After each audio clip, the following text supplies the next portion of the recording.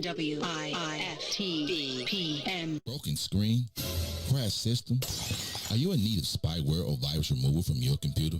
Well, contact RPC Computer Repair in South Shore and let us help you with all your computer repair services and print needs. Need office or print production services, copies, scans, fax, or even notary service? Then stop by and support RPC Computer Repair and Print Shop located 1741 East 71st Street in the 71st Street corridor, newly revitalized South Shore areas, and let RPC be your one-stop shop, where we believe RPC is your PC. RPC Computer Repair is also a UPS access point where you can drop off and pick up your important packages. So let RPC be of service to you.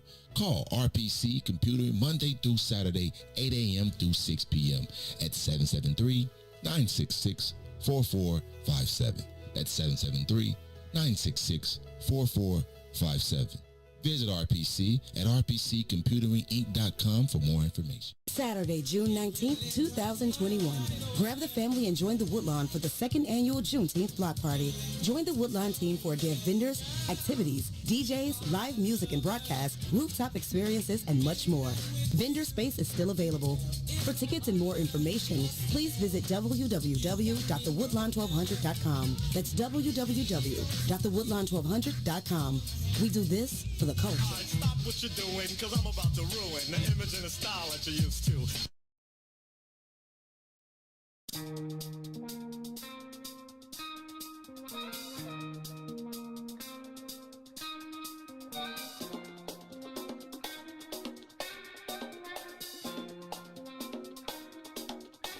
They call him Mr. Ceasefire.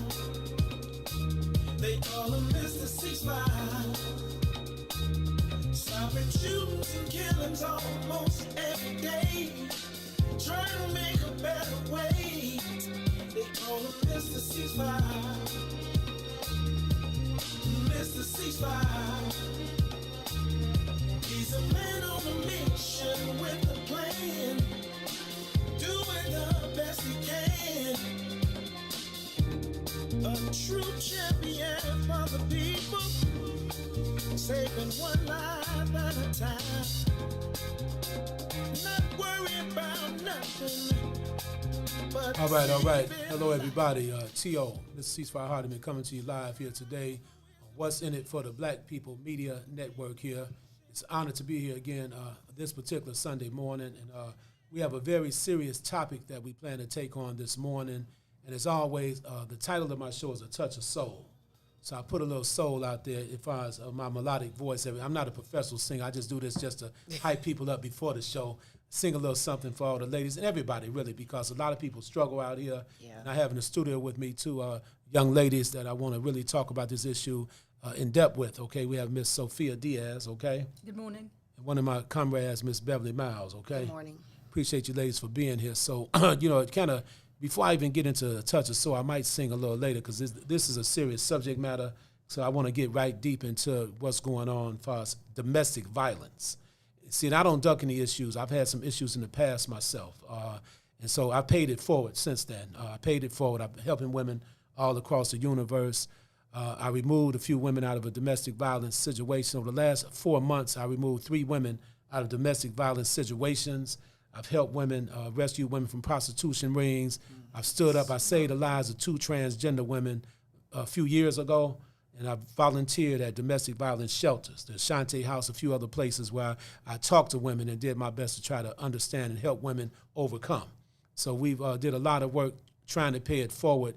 But what I would like to ask you, Beverly, before we get started all the way, so if a person commits the act of homicide, like first-degree murder or second-degree murder, now they have an opportunity to turn their lives around. They get out, people give them a second chance. But if a person is associated with domestic violence, why is it so hard for a person to, even if a person hasn't even been convicted of it, if a person's just been associated with domestic violence, it's hard for people to receive a second chance. Why is it so tough in that arena, in your opinion, Beverly? To be honest, I really don't know. Okay. Because to me, one is no different from the other. I mean, the murder, you took a life. Okay. With the domestic violence, if a life wasn't taken, and I'm not saying one is greater than the other, but Exactly. I think they both should be dealt with the same way. Gotcha. Okay, yeah, that's understandable. So I invited Miss Sophia Diaz back on my show again. She was on my show last week with Tony Young James Brown Wilson, one of my good friends. He's one of the number one. Well, he's just like James Brown reincarnated to me.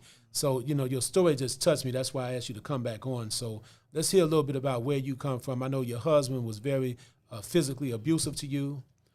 You fell from pretty much from riches to rags to a degree. Not rags all the way, but you know what I mean. You were a millionaire, and next thing you know, due to your husband's abuse, financial abuse, physical abuse, mental abuse, emotional abuse, then you landed in a situation, a precarious situation, so to speak, that's kind of difficult for you because you used to live in a certain way. So now he kind of like took all the money out the bank account and left you with like $20.40, which is, correct. That was your address. So he was trying to make a statement. So let's talk to you about your situation, Sophia. Mr. Hardiman, thank you very much for having me here. I really wanted to highlight the plight of vicious domestic abuse, domestic violence within the multi-millionaire realm of our society. I believe this subject is underreported and underaddressed, and I have lived it. I'm living it now. For the last 16 years, I helped my husband build a multi-billion-dollar industry, a business. It's my blood, sweat, tears, and time. And he abandoned me in a country where I have no family, and I have been able to survive with the help of my documentary producer, Christy Tate, and a few close friends who have supported me on every fundamental level, including taking care of my 3 cats that I adopted from PAWS, an anti-cruelty society, and 1 dog, a Bernese mountain dog, who lives with me in my home. So let me ask you this question then. So in your 16-year marriage, when was the first time your husband put his hands on you? I mean, that you can recall, if it's not too difficult to talk about. It is difficult, but it is a part of life, because I believe that once you have been physically abused by your spouse or somebody closest to you, it's frightening, it's a trauma, it's pain. And the only way it lessens is when you talk about it. Okay. So the first time was in 2015. Okay. We don't have to describe what happened. Let me just ask you this then, Beverly. We're going to keep going back and forth. So if a man were to put his hands on you, Beverly, and I'm not going to get into exactly what you would do, but I mean, because this is a question that people ask women all the time. Why won't you leave the guy the first time they put their hands on you? So let me ask Beverly, then I'll get right back to you on that. I think it depends on the individual situation. Like in my case, when I was very young, I dated a very older man. Okay. And he introduced me to parts of life that I had never experienced. And being in Chicago, my family was here, but my mother was back in Mississippi. So I had some challenges with my family, and being with this individual, he took me away from that. And I didn't want to go back to that. So I found myself in an abusive situation because I did not want to go back, so I stayed. Okay. So that's what happened. So in your situation, because people ask the question, a lot of people will ask the question, in other words, why didn't you leave or did not leave when the man put his hands on you the first time? What's your response there? Very simply, I was frightened. Okay, you were scared of him. Absolutely. Okay. Had nothing to do. So in regards to you building an empire, helping your husband build $1 million empire, the first time he put his hands on you, were you all wealthy at that point? Did you raise the money already at that point? We were not this wealthy before, right. But over the years, we acquired a tremendous amount of wealth. Yes, because some people will ask the question, so, a lot of people stay because of the money. They didn't want to lose their money, or, whatever the situation may be. So now you're dealing with a comeback story now. Yes. Because how long have you and your husband been, are you all divorced now? I would say it can happen in any of the next few weeks. Okay. So why is it important? You're filming a documentary on your life now, right? Yes. Why is it important for people to hear your story? Why do you think it's important? I believe that I've lived an incredible life.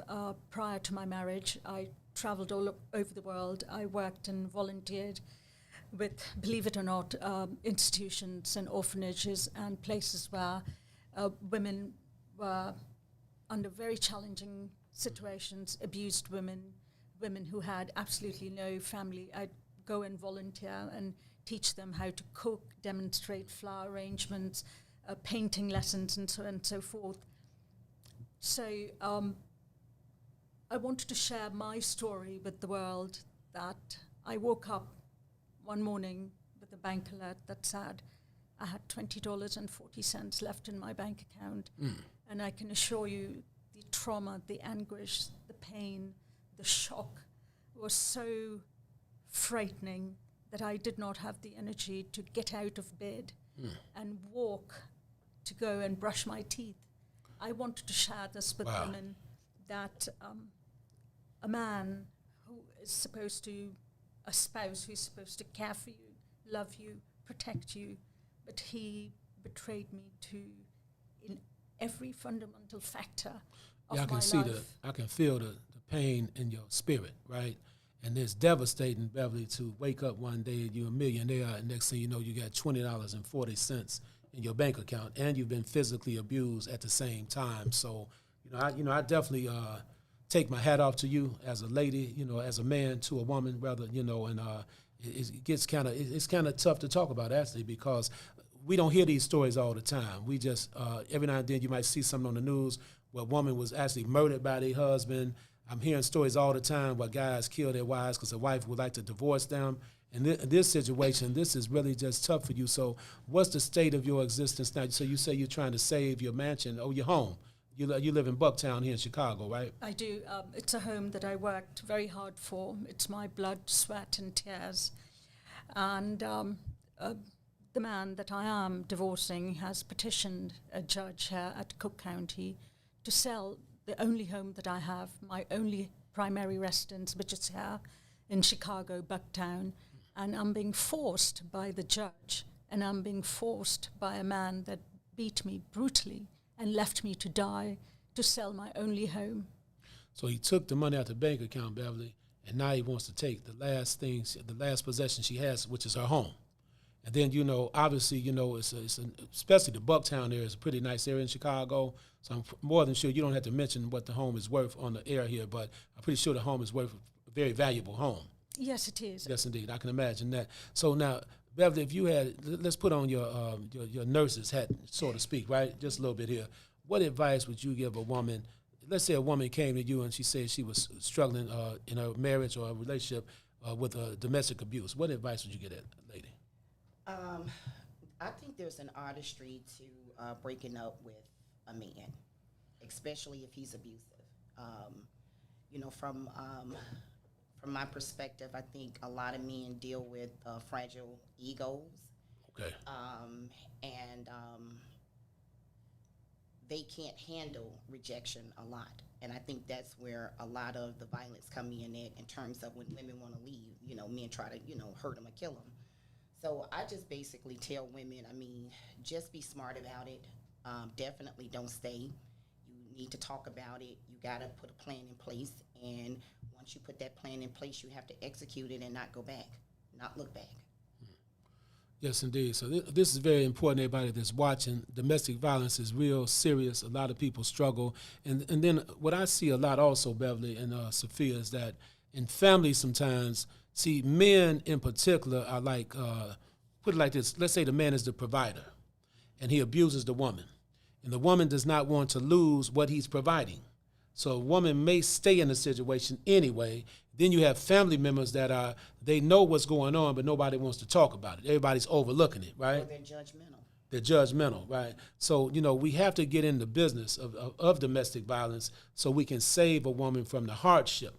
So in retrospect, Sophia, I know a lot of times hindsight is 20/20. That's what everybody says. But what you think you could have done early on to maybe find yourself in a different situation the first couple of times that he abused you or whatever? What do you think you could have done a little differently? Well, Mr. Hardiman, the abuse that I endured was from every level, especially financially, right from 2015. the man I'm divorcing started laundering money. And I'm not talking about a few $1 million, but a lot of millions of dollars, which are marital assets, into China. Okay. I was very well aware that he was doing that. I just did not have the courage. I was looking for courage. I couldn't find it. You couldn't find the courage to maybe confront him on it and say, look here, this is our money, right? It's our money. And when I did, right. I was beaten so badly and left to die. And I would like to say a very big thank you to your Chicago policemen who risked their lives to save mine. And thank you very much from the bottom of my heart. Yeah, I wish I could catch up with your husband, to be honest with you. I wish I could see him and, I ain't going to say nothing on this on the air, But, I mean, being honest with you, just trying to let you know, I mean, it is what it is. So what you want to say something, Beverly? When I was in my situation, that's why education became very, very important for me, because I needed to be independent. I wanted to be able to take care of myself. I didn't want my entire existence to be surrounded around a man. So I just had to dig in for myself, and I went to school, and I became a registered nurse at the age of 23. Yeah. And from there, I got my associate degree, went on to get my bachelor's, and now I have a double master's degree in nursing and working on my doctorate. So for me, that experience taught me, Beverly, you got to have your own. Yeah. So that's important. So as you work on your documentary now, so I'm wishing and hoping that your documentary turns out pretty good. Excellent, actually, because these kind of stories definitely need to be told. So there's so many women out here. So as I was volunteering in domestic violence shelters, I met and talked to a lot of women about their situations, and I was happy to be a big brother to the women, and a lot of women embraced me because, the way I talk, whatever it might be, but it's just crazy. We have to do a better job. There's no excuse for a man to hit a woman. Let me just make that clear. Some people fall short of the glory of God. Nobody's perfect in the world, but there's really no excuse. But once a person crosses the line, if they redeem themselves, turn their lives around, and try to do better and pay it forward, that's another story there. But in this situation, it appears that your husband is being able to just get away. So when you say the police saved your life, could you expound on that just a little bit? You don't have to go totally in detail, but just a little bit. What do you mean by they saved your life? Well, I was very lucky that for the 10th or the 12th time when I was brutally beaten, right, I happened to have a cell phone in my pajama pockets, and I had a loaded gun pointed at my head. Okay. And I escaped into a storeroom by my garage with my dog, and I dialed 911, and I told what was happening and where I was, and the police literally jumped over the fence and came to exactly where I was to help me. Was your husband arrested at any point? Yes, he was. He was arrested several times? I believe so. Believe so? Okay, all right. So right now you say he might be in China somewhere. That's what's going on, possibly? I believe so. I'm also seeking assistance from the director of FBI because I believe that my case is at such a level that I would need help in order to restart my life.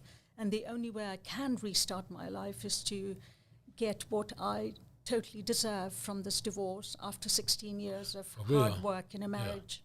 Yeah. Well, a lot of women find themselves, Beverly, in a situation where the men take advantage of them. Some women take advantage of men too. Don't get me wrong. You got situations where you get reverse domestic violence where a woman could put their hands on a guy. Now, I encourage people, I'll just go on the record and say this. If you're in an abusive situation, verbally, physically, emotionally, you have to make a decision. But it's just hard. Financially, right. But it's just hard. The reason I keep bringing this up because it's hard. Let's say you have a home with somebody. The husband's paying the mortgage. You might be paying the gas and the light bill, but everything is centered around paying the bills. And if you lose that person, you may not be able to maintain your current life, your present lifestyle. So some people take the abuse time and time again, all the time, because they don't want to lose their comfort zone. That doesn't make it. And then on top of it, if a person has kids by a person, if you have a family, nobody wants to separate the family. You all didn't have no kids, right?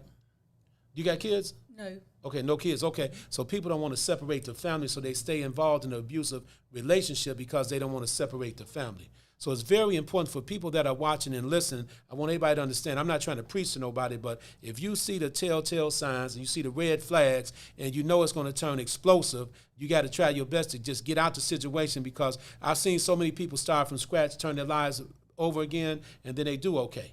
So what you're doing right now with your movie, documentary, whatever, which actress do you have playing your role? Can you share us with that? Do you have an actress in there?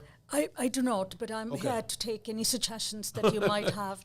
And I would also like to say, Mr. Hardiman, that I do not have a publicist and I do not have an agent. So if there's anybody out there who has suggestions or who wants to be a part of this documentary and film, which will be out on Netflix, you can contact me directly. I'm a really nice person and I speak very softly, and my number is 312-607-8789.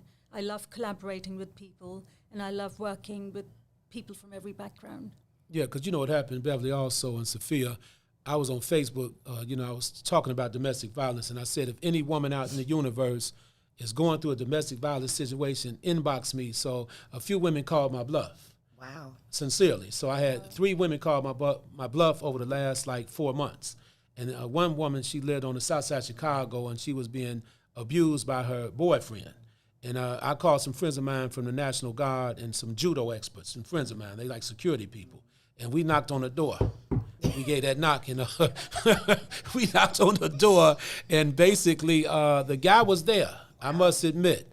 And we got the lady out the situation. That's why I say when we pay it forward, I do my best to pay it forward. So we got out of there. She took her clothes. She had a little son around 4 or 5 years old. And the guy was in the corner with his arms folded, looked like he was constipated. I say this all the time. The reason I say that because he was looking all stiff and stuff, swole. He didn't say nothing to nobody though, right? And what he did ask her, "You gonna leave me for real?" She said, "I'm out of here," right? Good. So we moved her to an disclosed location. I won't mention her name, but they called my bluff and we moved the lady out the situation. Awesome. Now, if he would have said something, that'd have been a different story.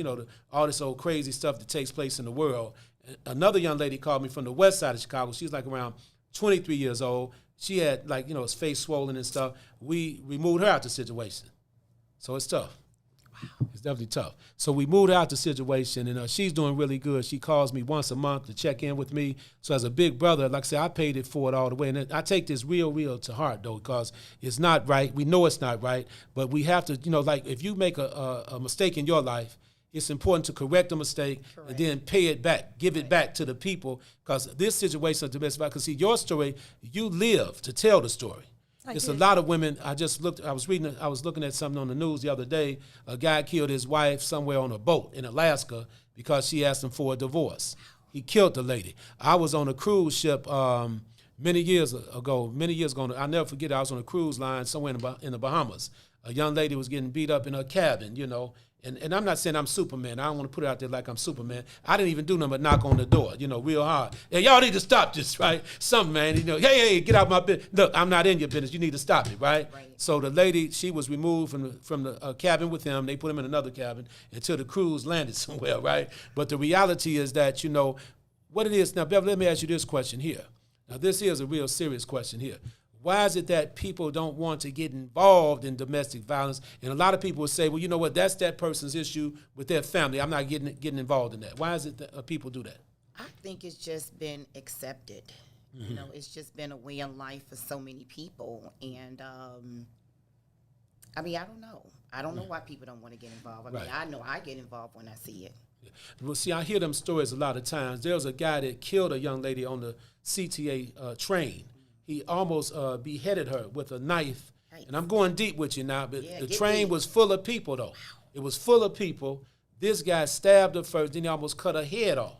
And you had all these people on the train. Nobody wanted to get involved, which I understand. I understand the mindset because people don't know if they're going to get hurt or they may get shot and all that kind of stuff. But we must stop or intervene. If we see a woman being abused, we must step up and intervene, okay? It's something we suppose, not women per se, but men, if you're on location, do what you're supposed to do, right? So I know with your situation, by you not having any kids, by your husband and everything, so you were in the house and you were afraid. You were intimidated. He put a gun on you, right? He put a gun on you. So that makes a person become more intimidated and afraid. So, it's like, it's a tough discussion to have, but I want people that are watching and listening to understand there's no excuse to hit a woman. And if you're a woman living in a domestic violence, abusive relationship, inbox me your information. I'll put myself on the chopping block again. Let me know, and we'll come and get you, period. We'll come and get you out of there, right? I mean, do your best, whatever you want to do. If you call the police, that's on you. Do what you got to do. But,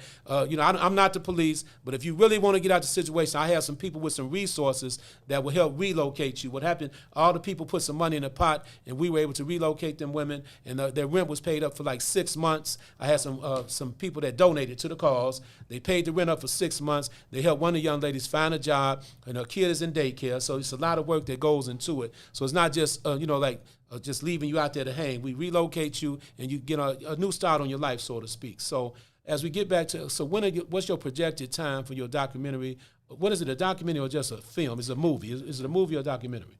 There are 2 projects. Okay. One is Christy Tate, my producer, will explain in detail. But the first project, which is a documentary, is about certain aspects of brutal abuse and cruelty from my spouse, which will be aired sooner.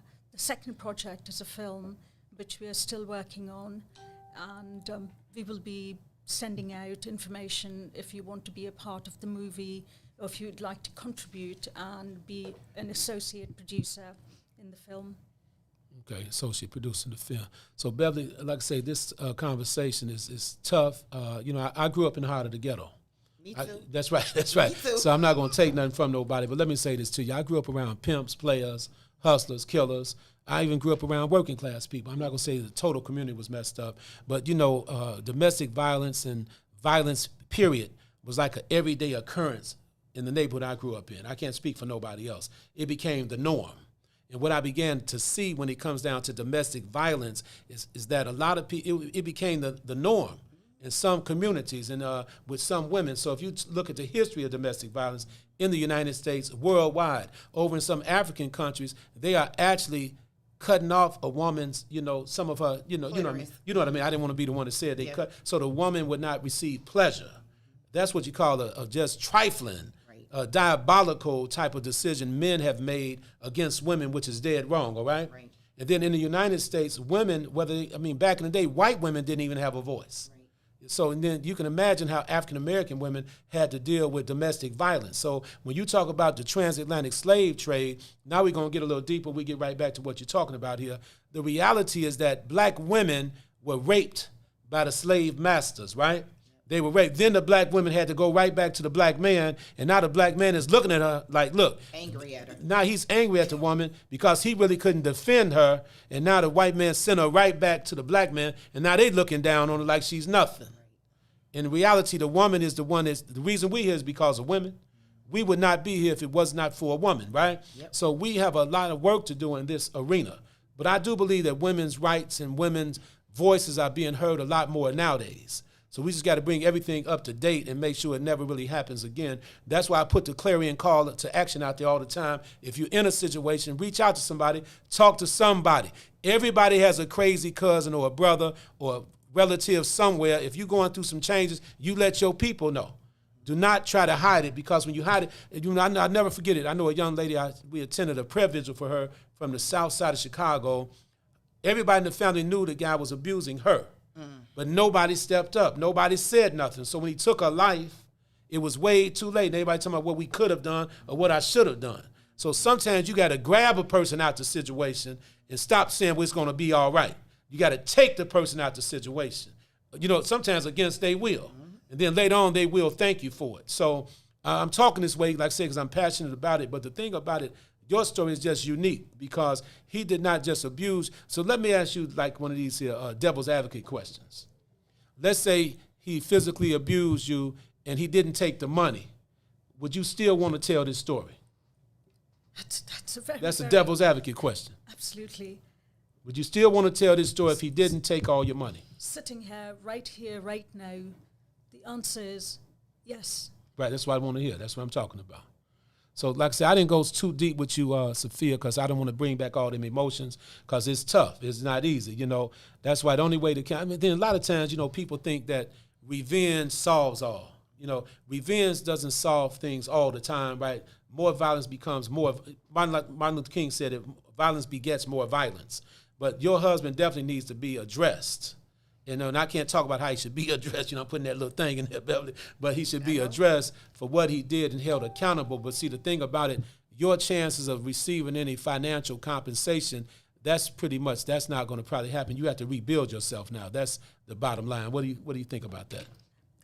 The answer is yes. Yeah. I'm not very optimistic about the legal system. Yeah. The divorce courts Right, in Cook County at the Daly Center. I'm facing a female judge who seems to think that my 3 cats and dogs are just animals, and she has no respect for a woman in my situation.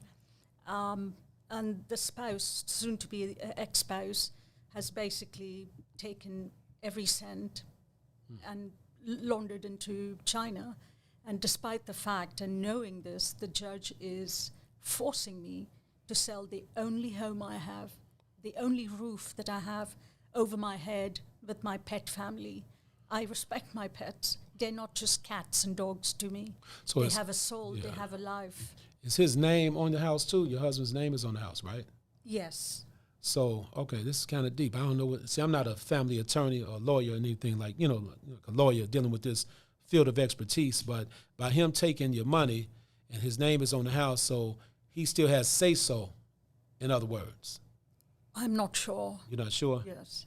But I believe I do have the opportunity to buy him out. Okay. So right now, I want to just talk a little bit about you're trying to save the house. What do you need to try to save your house over there? What are you looking for that? How can people help you, in other words? Basically, if there's anybody out there who's listening to my story, if they wanted to help, all you have to do is please reach out to me or to my attorney. Who's your attorney? You got a name? Yes, it'll be, if you could call 312-607-8789.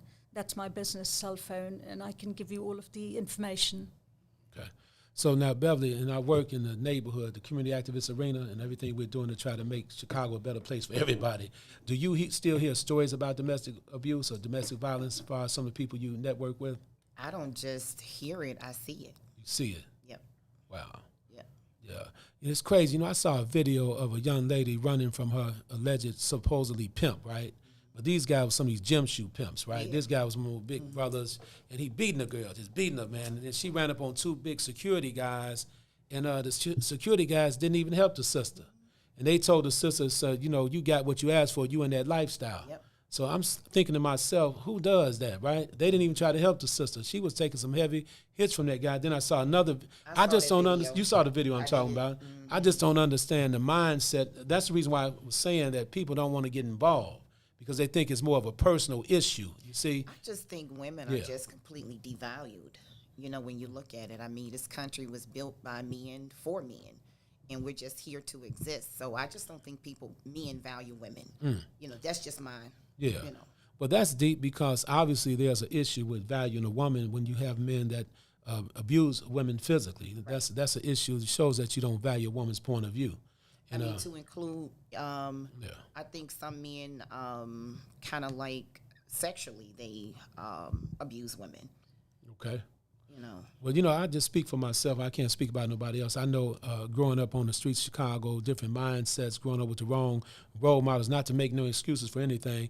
I know there was a time in my life when I probably was a little more big-headed, when it comes down to relationships. What I mean by that, not as sensitive as I should have been, not as romantic as I should have been, not as understanding as I should have been, a little verbal, like sometimes you might say something to a woman and not take in consideration her feelings about it, okay? I can remember I was with a young lady, her name was LaShawn, many, many, many years ago, and one day she said, you're a nice-looking brother, but your attitude makes you ugly, man.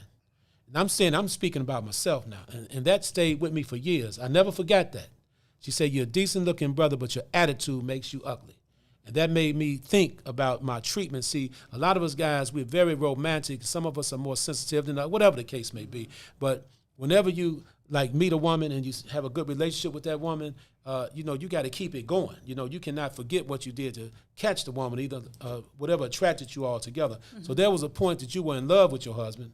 obviously you were totally in love, right? Absolutely. So how long did it take for the signs to show up for the domestic abuse? Because you was with him 16 years. So let's just say the first 5 years was everything's pretty cool? Everything was absolutely wonderful. Right. We worked side by side. We made business together. Yeah.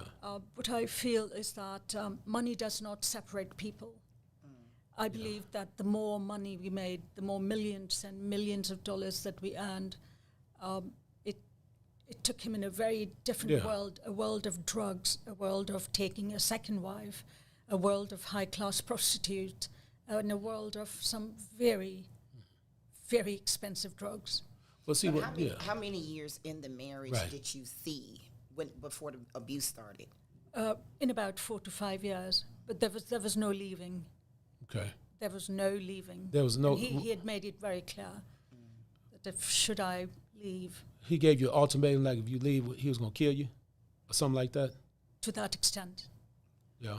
Very much. I've been told that before too. So. Right. Now it's tough, man. It's not easy. The reason I'm speaking about me because you can best speak about yourself. So a lot of us have issues, but you have to own whatever your issues may be. That's how you can heal. And so you need some healing. Just a lot of people need healing out here because I can see it in your eyes, and then I can also understand in your passion and your spirit. But your story needs to be told. I'm here to tell you right now, as a man, your story needs to be told because women need to. Because there's somebody struggling with that issue right now. Somebody's struggling with the issue at their home right now. Trust and believe me. I'm more than sure I might get another call from another sister eventually to let me know she needs to be liberated. So that's been my life crusade now, to liberate women from domestic violence situations by any means necessary. I want to be clear about that. Very proud of you. Yeah, but we're doing the best we can do. All you can do is do your best to give back. And everything's not going to work out good all the time because when you take on this type of work, you may run into some resistance every now and then because domestic violence calls are some of the roughest calls you can go on because emotions are involved. I just heard another story. Now, this is on the flip side. Relationship issues, heartbreak.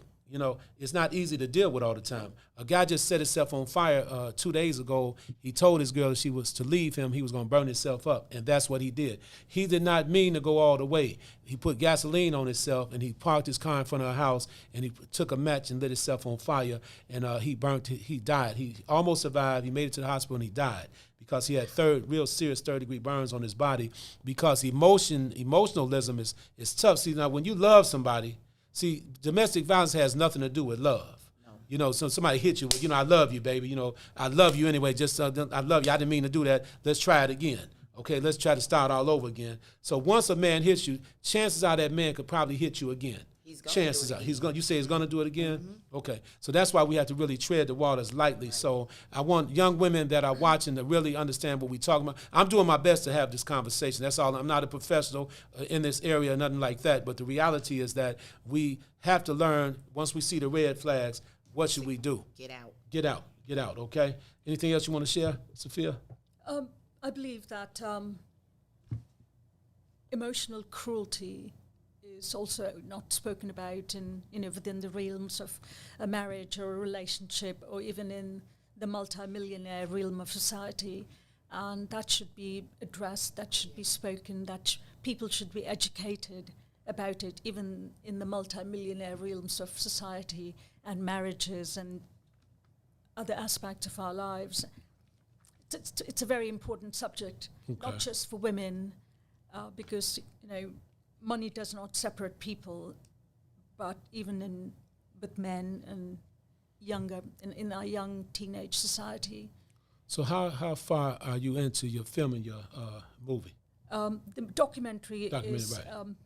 Nearly close, but the filming for the film, which will be, I believe, once edited to 2.5 hours, that's a project that we will take on with Christy Tate and the rest of the wonderful women in film in Chicago, and we're very much open to other women or people who would want to be a part of the project. Okay. So, Beverl, any closing statements from you in regards to this domestic violence issue? I think the psychological abuse is worse than the physical. I agree. Because if you control the woman's mind, you can control the body, and you can control her movement. So if anyone is scratching at your self-esteem, tearing you down, that is not the person to be with. because once they start attacking you mentally and emotionally, the physical come next. So those are the warning signs for me. So Yeah, so psychological abuse, because some people say verbal abuse is just as bad. Because, so I think all categories are bad, but the verbal abuse is rough because what's happening with verbal abuse, some people are in denial. Right. They may not even recognize that they are verbally abusing you sometimes. I'm talking about that's the way they talk. The verbal abuse ties into the psychological. Okay. Because if a man is telling you you're fat, you're ugly, you're nothing, you're not going to be anything, you're not going to be anything without me. Right. So that's the verbal attacking the psychological. So now as a woman, you're internalizing that, oh, I am fat, I am ugly, oh, nobody want me, but which is the total opposite. So once he can get into your head, then he controls everything else. Wow, there's something else there. There's something to think about. So basically, like before the physical abuse, was there any psychological abuse? Absolutely. Absolutely? Yes. What's an example of that you experienced? The very fact that my husband then told me very blatantly that he had taken up a second wife. Okay, that's psychological abuse, yeah. And when I found out who the second wife was, she was about 35 years younger than I am, and she could be his daughter. Okay. So that is where millions of dollars of our marital assets, our cash, went to for my husband to maintain a very young wife. He purchased a home with our marital funds for $2.2 million in China for her, a $1.5 million McLaren coupe, hundreds and thousands of dollars worth of jewelry of our money that we earned together.